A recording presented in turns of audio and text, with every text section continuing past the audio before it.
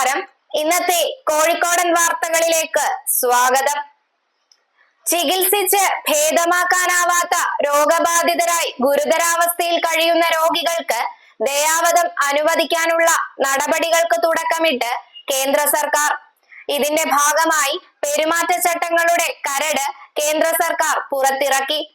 രോഗികളുടെയോ ഏറ്റവും അടുത്ത ബന്ധുക്കളുടെയോ അനുമതിയോടെയുള്ള സ്വാഭാവിക ദയാവധം അനുവദിക്കുന്നതിൽ ഡോക്ടർമാർക്ക് ഉചിതമായ തീരുമാനമെടുക്കാമെന്നാണ് കേന്ദ്ര സർക്കാർ വ്യക്തമാക്കിയത്. മുണ്ടക്കൈ ഉരുൾപൊട്ടൽ ദുരന്തത്തിന് 2 മാസം തികയുമ്പോൾ അതിജീവിതരുടെ സ്ഥിരം പുനരധിവാസത്തിനുള്ള ഭൂമി സംബന്ധിച്ച കാര്യത്തിൽ തീരുമാനമായില്ല. സർക്കാർ പ്രഖ്യാപിച്ച ടൗൺഷിപ്പ് പദ്ധതിക്കായി കൽപ്പറ്റ എൽസ്റ്റൺ എസ്റ്റേറ്റ്, മേപ്പാടി നെടുമ്പാലയിലെ HML എസ്റ്റേറ്റ് എന്നിവയാണ് അന്തിമ പട്ടികയിലുള്ളത്. എന്നാൽ ഇവ രണ്ടും നിയമ തൊഴിൽ പ്രശ്നങ്ങളുള്ള ഭൂമിയാണ്. പുനരധിവാസത്തിന് വേണ്ട അടിസ്ഥാന കാര്യങ്ങളിൽ പോലും മെല്ലെപ്പോക്ക് ജനങ്ങളിൽ പ്രതിഷേധം ഉടലെടുത്തിട്ടുണ്ട്.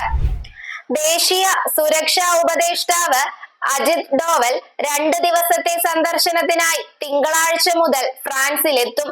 പ്രധാന ഉദ്യോഗസ്ഥരുമായുള്ള കൂടിക്കാഴ്ചയിൽ റഫാൽ ഇടപാട് പ്രധാന അജണ്ടകളിൽ ഒന്നായിരിക്കുമെന്ന് പ്രതിരോധ ഉദ്യോഗസ്ഥർ പറയുന്നു.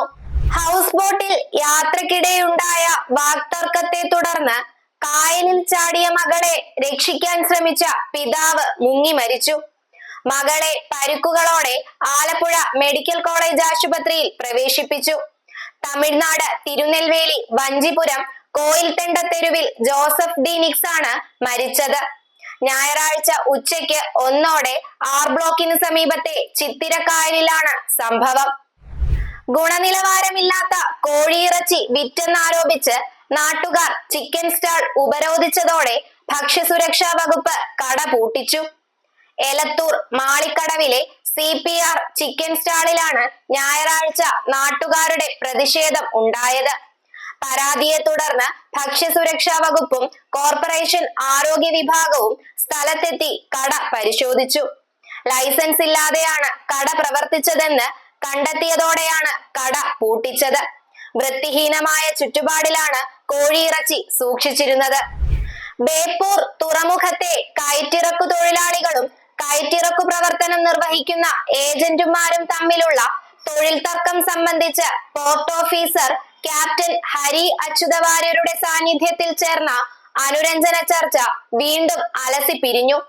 ചരക്ക് കയറ്റിറക്കു ജോലി നൽകുന്ന ഏജന്റുമാരുടെ സംഘടനയായ സവാസ്ക കൂലി വർധനയായി 10% അനുവദിക്കാമെന്ന നിലപാട് തുറമുഖത്തെ യൂണിയനുകൾ അംഗീകരിക്കാത്തതിനാലാണ് ചർച്ച അലസിയത്. നേരത്തെ ഇതു സംബന്ധിച്ചു നടന്ന ചർച്ചയിൽ 40% കൂലി വർധന വേണമെന്നാണ് തൊഴിലാളി സംഘടനകൾ ആവശ്യപ്പെട്ടത്.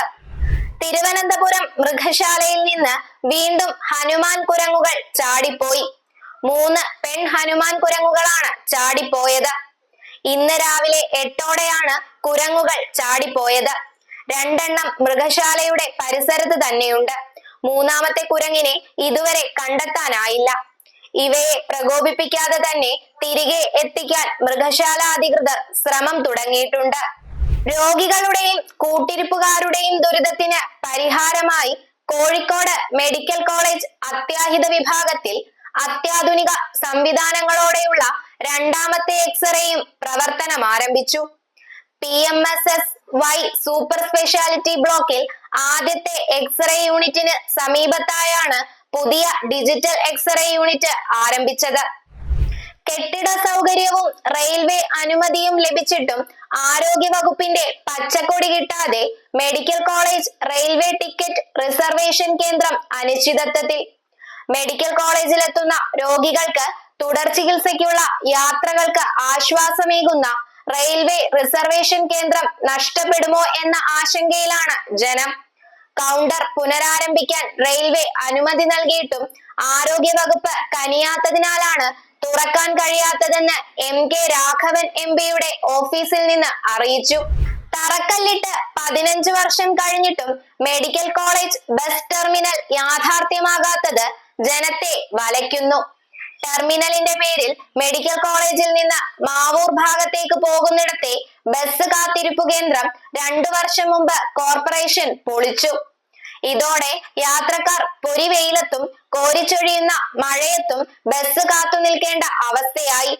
ഈ ഭാഗത്ത് ആംബുലൻസുകൾ നിർത്തിയിടുന്നതിനാൽ ബസ് കയറാൻ റോഡിലിറങ്ങേണ്ട സ്ഥിതിയാണ്. മഞ്ഞപ്പിത്ത ബാധ വ്യാപകമായ വാണിമേലിൽ പ്രതിരോധ പ്രവർത്തനം ഊർജിതമാക്കി. 16-ാം വാർഡിലാണ് ഏറ്റവും കൂടുതൽ രോഗബാധ കണ്ടെത്തിയത്. സ്കൂൾ, പൊതുസ്ഥാപനങ്ങൾ എന്നിവിടങ്ങൾ കേന്ദ്രീകരിച്ച് ബോധവൽക്കരണം ആരംഭിച്ചു. ഉറവിടം നിശ്ചയമില്ലെങ്കിലും വാണിമേൽ വയൽപീടികയിലെ തോട്ടിലെ മാലിന്യം രോഗബാധ കൂട്ടാൻ ഇടയാക്കുന്നതായി സംശയിക്കുന്നു. അറവുമാലിന്യം ഉൾപ്പെടെ തോട്ടിൽ തള്ളുന്നത് പരിസരവാസികൾക്ക് ഭീഷണി ഉയർത്തുന്നു. ശുചിത്വമില്ലാത്ത ഭക്ഷണപാനീയങ്ങൾ, വ്യക്തി ശുചിത്വം പാലിക്കാതെയുള്ള ഇടപെടലുകൾ എന്നിവ മഞ്ഞപ്പിത്തം പടരുന്നതിന് ഇടയാക്കുമെന്ന് ആരോഗ്യ പ്രവർത്തകർ പറഞ്ഞു. ഇതോടെ വാർത്തകൾ അവസാനിച്ചു. നന്ദി, നമസ്കാരം.